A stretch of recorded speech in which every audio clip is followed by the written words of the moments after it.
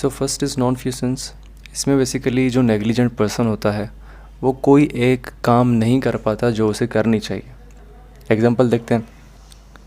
For example کسی ایک person پہ ذمہ داری تھی کہ وہ ایک ڈیمیجڈ بلڈنگ کو ریپیئر کروائے، لیکن وہ نہیں کرواتا اور اس کی وجہ سے اگر نقصان ہوتا ہے تو وہ یہ جو نیگلیجنٹ ایکٹ ہے یہ نان فیوسنس فارم آف نیگلیجنس ہے.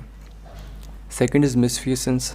مس فیوسنس میں بیسیکلی ایک پرسن جو ہے وہ کام صحیح طرح سے نہیں کرتا ہے، لیکن جس طرح سے اسے کرنا چاہیے تھا اس طرح سے وہ نہیں کرتا.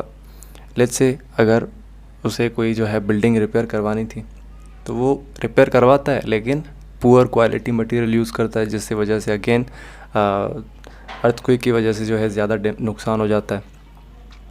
تو کہنے کا مقصد یہ ہوا کہ ایک پرسن ایکٹ کرتا ہے لیکن پراپرلی ایکٹ نہیں کرتا. تھرڈ ون از میل فیوسنس. اس میں جو نیگلیجنٹ پرسن ہے وہ ایک غلط کام کر دیتا ہے، ایسا کام کرتا ہے جو اسے نہیں کرنا چاہیے تھا. فار ایگزامپل ایک جو پرسن ہے نیگلیجنٹ وہ ریپیئرنگ میں ایسا مٹیریل یوز کرا ہے جو کہ الو نہیں ہے بائی دا لا، ٹھیک ہے، لیکن وہ پھر بھی اپنے پیسے بچانے کے لیے ایسا سبسٹنس یوز کر رہا ہے ایز اے وال پیپر جو کہ کمبسٹیبل ہے، جس کو بہت ہی آسانی سے آگ لگ سکتی ہے. ایک بار پھر سے دیکھ لیتے ہیں تینوں کو. نان فیوسنس مطلب not doing act which you had to do. ایسی چیزیں جو آپ کو کرنی چاہیے تھی پر آپ نہیں کر پا رہے.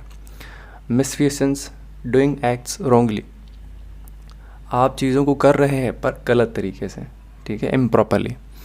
میل فیوسنس ڈوئنگ رانگ ایکٹس. آپ بالکل ہی جو ہے غلط کام کر رہے ہیں. اب یہاں پہ آپ یہ سوال نہیں پوچھ سکتے کہ ان تینوں میں سے سب سے زیادہ نقصان کس میں ہوتا ہے.